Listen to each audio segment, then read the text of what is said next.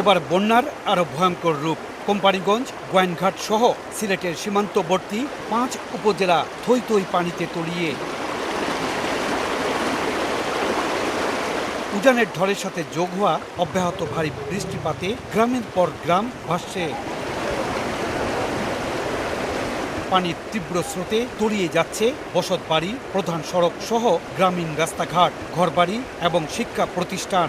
এ অবস্থায় আশ্রয়ের খোঁজে শেষ সম্বল হাতে নিয়ে নিজ ঘর ছেড়ে নিরাপদ আশ্রয়ের খোঁজে ছুটছেন বানভাসীরা। 3 দিন ধরে আজকে খানা নাই, ঘর বাড়ি সব পানির তলে, পানিবন্দী হয়ে মানুষ মারা যাওয়ার অবস্থা। ধান চাল সব টাকা পড়ছিল, সব টাকা গেছে। ঘরে প্রায় 6 ফুটের উপরে পানি উঠছে আর এখনো বাড়তেছে। আর খুবই খারাপ অবস্থা, বাড়ি তালা দিয়ে চলে আসছি। নৌকাও পাওয়া যাচ্ছে না, কোনটা পাওয়া যাচ্ছে না, আমরা খুব বিপদে আছি। পানি এখনো বাড়তেছে, আমরা খুবই বিপদের মধ্যে আছি। শুধু সীমান্তবর্তী জেলাই নয়, অব্যাহত এই ঢল থেকে রেহাই পাচ্ছে না সিলেট সদর ও সিলেট সিটি কর্পোরেশন এলাকাও। সিলেট নগরীর 10টি ওয়ার্ড ছাড়াও নতুন নতুন এলাকা পানিতে তলিয়ে যাওয়ায় চরম দুর্ভোগে পড়েছেন নগরবাসীও। আমার জন্মের পরে এরকম বন্যা আমি আর কোনোদিন দেখি নাই। গ্যাস সিলিন্ডার অফ হয়ে গেছে, সিলিন্ডার নিয়ে রান্না করতেছে এবং পানির খুব সংকট। এবারের বন্যা 2004-কেও হার মানিয়েছে। আমাদের এই এলাকায় এই বাসাগুলোতে কখনো কোনোদিন পানি দেখি নাই।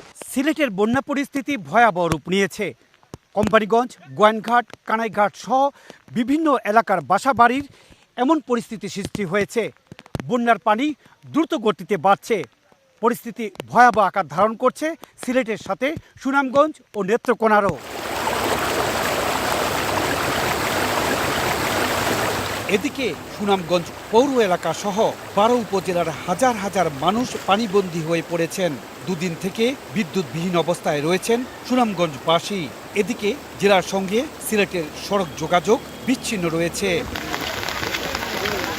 অন্যদিকে অতিবৃষ্টি ও উজান থেকে নেমে আসা অব্যাহত পাহাড়ি ঢলে সোমেশ্বরী নদীর পানি বাড়ায় নেত্রকোনার দুর্গাপুর উপজেলা সদরের পাশাপাশি বেশ কয়েকটি গ্রাম তলিয়ে যায়। ইকরামুল কবির, সময় সংবাদ।